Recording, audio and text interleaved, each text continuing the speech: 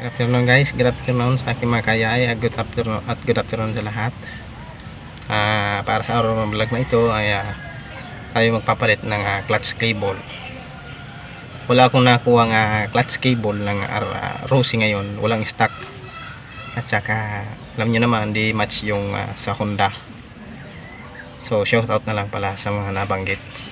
So ang ginawa ko guys, bumili ako ng brake cable ng RS100 Yamaha brake cable guys. So narinig nyo, tama, brake cable nga. So ito siya guys, papakita ko sa inyo. Nagtataka kayo guys kung nasaan ako. Nasa loob ako ng tricycle dito sa bakura namin. Ito siya guys, mamaya ipapakita ko sa inyo kung paano ko ikakabit ito. So tara guys, samahan nyo ako pagkabit itong brake cable ng RS na gagawin kong clutch cable. Yan ang sinasabing diskarte lang, sariling pagsikap lang mga kayahay. Tara. So yan guys, nakikita nyo itong cable na to, napasok ito dito banda. Tanggalin ko muna ito. Linagyan ko nga pala na dyan ito ng extra na yung sa ibang brand ito ng clutch cable ng RS. Ayan, saka papasok natin siya dyan. Nakikita nyo ba dumi ng makina ng motor ko dahil hindi ko na masyadong nalinisan kasi yung isang araw maulan. So ngayon nagawin natin ito ganito. Ayan, pasok natin siya dyan at ito dito. So ayan guys, mamaya ito naman papasok natin ito dito.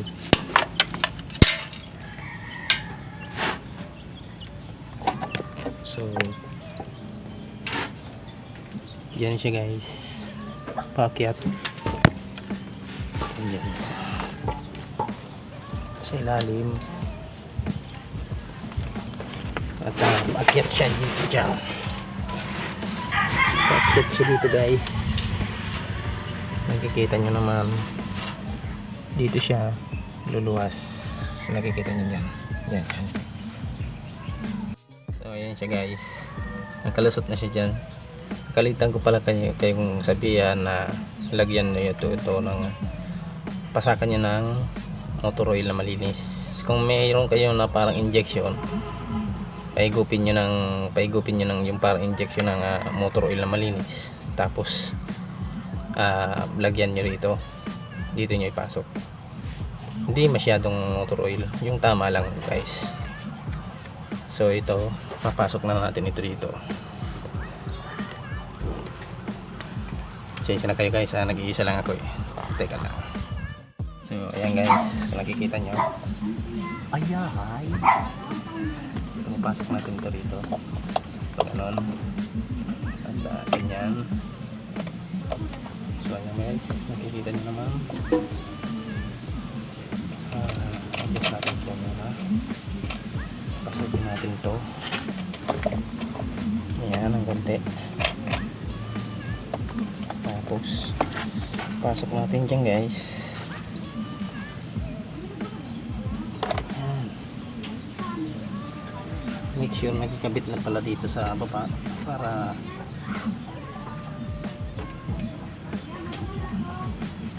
ayan guys, dapat nagkakabit na siya dun sa kababa. Tapos dito niya naman ipapasok yung sa taas.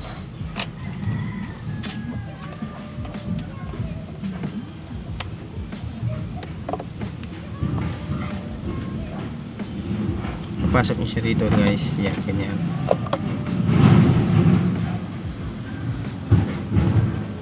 Gamitin nyo na lang guys ng plies o plier.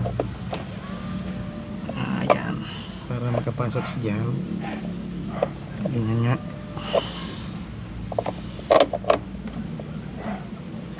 Ayan guys. Ayan.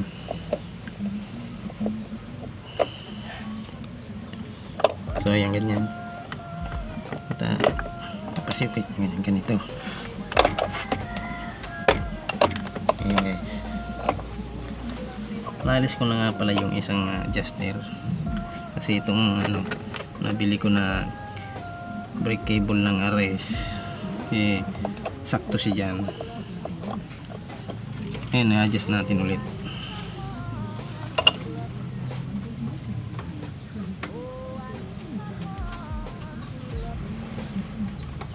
Pwede natin i-adjust dito.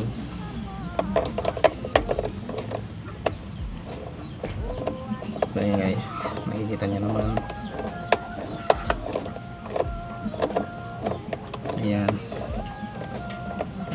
Tatawban ko pala ng kamay ko. Sorry guys. Buti tinignan ko. So ayan. Ayan guys, nakikita nyo naman, fix na siya dyan. At maganda na siya. Ngayon kung medyo alanganin pa sa taas, doon tayo dyan sa baba. So ito guys, nakikita nyo ito, adjuster yan. Ngayon ito adjuster din to, para makita natin na mahigpit siya. Ayan. Kahit gamitin nyo lang ng pliers yan o plier. Sensya na kayo guys, medyo madumi yung Tracy.